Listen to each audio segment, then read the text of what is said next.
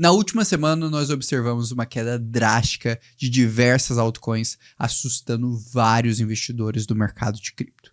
Com isso, muitos ativos levantaram o seguinte questionamento: ainda vale a pena eu manter essas posições ou elas são âncoras do meu portfólio? No vídeo de hoje eu tenho um objetivo muito simples. Eu separei 4 criptoativos que eu acredito que ainda vale a pena sim você estar posicionado. Eu quero te explicar de forma muito clara e racional os motivos pelos quais eu estou posicionado nesses ativos, o que eventualmente pode dar errado nessas teses e principalmente quais são os fatores que podem jogar esses ativos para multiplicações significativas que mudarão o patamar do seu portfólio. Então, se você investe em altcoin, presta bastante atenção nesse vídeo para saber quais são esses 4 ativos e saber se de fato você está carregando uma âncora ou uma grande oportunidade dentro dos seus investimentos. Não vou ter enrolação, então vamos logo para o primeiro ativo. O primeiro ativo que eu quero comentar com vocês é a Pendle. A Pendle, para muitos investidores, ela é uma queridinha, tá em diversos portfólios, mas o que chama a atenção do ativo é que ele apresentou uma grande queda do seu TVL.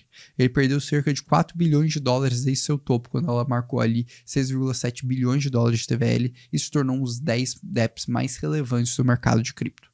Atualmente ela tem apenas 2,7 bilhões de dólares de TVL, e o motivo disso deve-se a uma redução significativa da febre de airdrops usando estruturas de pontos, visto que a Pendle foi muito utilizada para os airdrops Chainlayer e EtherFi.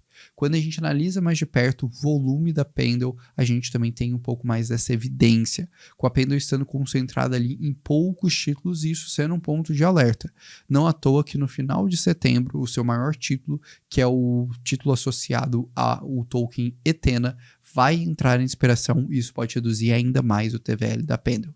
Mas com esse quadro ali de alguns pontos de alerta, o que eu vejo que pode ajudar a Pendle a crescer, e são os motivos que eu mantenho minhas posições, inclusive reforcei nessa queda recente. Primeiro, eu acredito que a gente pode ver 2 grandes ascensões de narrativas associadas a airdrops de pontos, que são a Symbiotic, que agora recentemente lançou sua DevNet e provavelmente deve lançar sua mainnet aí até o final do ano. Isso deve começar ali uma especulação maior na sua parte de airdrop junto com a Caract. E o segundo ponto é a Babylon. Pouca gente tem acompanhado, mas para mim essa pode ser a narrativa do ano de 2025, que é a ideia de staking em Bitcoin. E a Babylon ela tem uma aproximação bem significativa do time da Pendle. Eu acredito que à medida que ela for lançada em mainnet, o que se especula-se que pode acontecer até o final desse ano, isso pode ser um outro grande catalisador para a Pendle.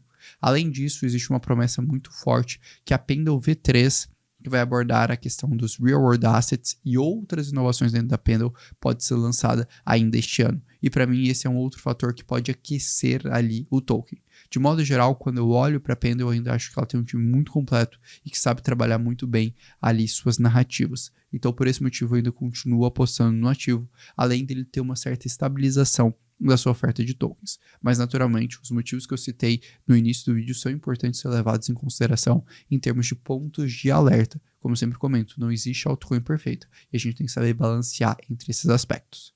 A segunda altcoin que eu quero comentar com você, que eu ainda acredito que vale a pena para esse ciclo, é a Ethena. Você já deve ter escutado falar sobre ela, inclusive recentemente eu produzi um relatório explicando seus riscos e seus pontos mais interessantes. O que aconteceu com ela foi basicamente uma estagnação do crescimento do SDE, que não conseguiu aí sair da faixa dos 5,3 bilhões de dólares de supply.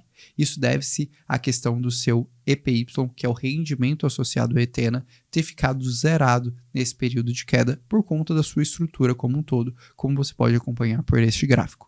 Então, qual que é a questão que a gente precisa entender aqui da Ethena? A Ethena ela tem uma estrutura muito associada ao crescimento do mercado. Nos momentos que a gente tem um pouco de retração no mercado, ela naturalmente se torna menos interessante e vai ser um dos projetos que mais vai sofrer com queda. Em contrapartida, quando a gente estiver no momento de ascensão de mercado, esse projeto tende a ser destaque.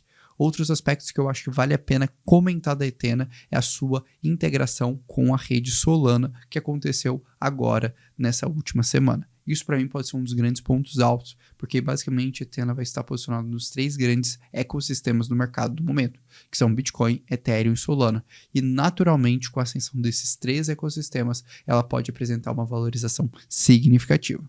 Eu deixo ainda mais um alerta no caso de Ethena, que é que ela vai liberar ali sua Season 2 de airdrop lá em setembro. E pode fazer muito sentido se você é token holder do ativo, você trabalhar ali algumas estratégias de staking para conseguir pegar esse airdrop. Além disso, ela também tem a sua liberação de tokens em abril de 2025. Então, tome um pouco de cuidado com o tamanho da sua posição para você estar ajustando de acordo com essa estrutura. O terceiro ativo que eu quero comentar aqui com vocês é a Near Protocol. A Near Protocol, sem sombra de dúvidas, é um dos maiores destaques desse ciclo, que a gente pode acompanhar justamente por esse crescimento de todo o seu ecossistema e cada vez mais, pelo menos nos últimos 3 meses, ela está conseguindo ter uma diversificação de aplicações. Antes ela era muito dependente da KaiNow, que era uma solução de inteligência artificial, e agora ela está conseguindo distinguir um pouco mais e apresentar um crescimento mais interessante, e esse foi um dos grandes motivos que eu continuo com ela em meu portfólio. Um outro detalhe que eu acho que é fundamental de ser comentado é a sua estrutura de assinaturas em múltiplas blockchains, que faz parte de um programa deles de facilitação do desenvolvimento de novos dApps, voltando para a questão de abstração de contas, que é uma inovação que visa facilitar a experiência do usuário do mercado cripto. Ela foi anunciada agora, no dia 8 de agosto, e na minha visão é uma estrutura muito interessante e que está fazendo bastante sentido dentro de tudo que a Near Protocol está se propondo. Eu continuo gostando bastante do ativo e para mim faz bastante sentido. O único aspecto que eu acho que vale a pena destacar é que ela é muito dependente da narrativa de inteligência artificial. E como eu comentei recentemente, essa narrativa pode perder força dependendo do contexto de queda do mercado. Por isso é importante você saber ajustar suas posições para acabar não se frustrando com esse ativo, e eu ainda continuo apostando nele, inclusive reforcei minhas posições, mas eu acho que é importante a gente ter esse ajuste e sempre lembrar, né, que não existe case perfeito, não existe ativo perfeito. Antes de eu passar para o quarto ativo, eu tenho um convite fundamental para você. Eu sei que você está buscando se aprofundar dentro do mercado de cripto. Por isso, primeiro se inscreve aqui no canal para você continuar sendo sempre atualizado e deixa o like que a gente atualiza aí praticamente de forma diária sobre tudo que há de mais relevante no mercado de cripto. Agora, se você quiser fazer parte de um grupo de mais de 35 mil pessoas que recebem as minhas análises diariamente através de um áudio WhatsApp e conseguem ficar à frente do mercado, detalhe, de forma 100% gratuita, você tem essa oportunidade nesse momento. Basta ir no link do comentário fixado e se inscrever no Crypto Today. De quebra, você ganha acesso à nossa newsletter com atualizações diárias de mercado e também aos áudios que eu mando ali no nosso grupo de WhatsApp e fica à frente de todo mundo do mercado cripto. Mas enfim, agora que você já fez isso de forma 100% gratuita, vamos voltar aí para falar sobre a última criptomoeda que eu também acho interessante de ter nesse momento de mercado no portfólio e ainda vejo como uma boa oportunidade, e era uma altcoin que eu tinha antes dessa queda e continuei tendo, inclusive eu forcei minhas posições e por sinal foi um dos ativos que mais performou bem no meu portfólio nos últimos 60 dias. Eu estou falando da Agito Sol. A Agito é uma solução de restaking e staking dentro da Solana. Então ela faz um papel ali bem parecido com o que a EtherFi e a Lido fazem dentro do ecossistema da Solana, o que, no caso, essas duas fazem para o ecossistema do Ethereum. E o que para mim me chama muita atenção. Primeiro, a Solana tem conseguido ter um crescimento muito constante, inclusive superando o volume de DEX dentro da Ethereum nos últimos dias. E nesse aspecto a gente pode perceber que a Solana tem gerado grandes taxas e isso tem sido um dos grandes destaques. E a Agito se destaca dentro desse contexto como sendo talvez a estrutura mais eficiente de MEV, que é uma estratégia de otimizar ali os blocos e gerar ainda mais rentabilidade para seus investidores.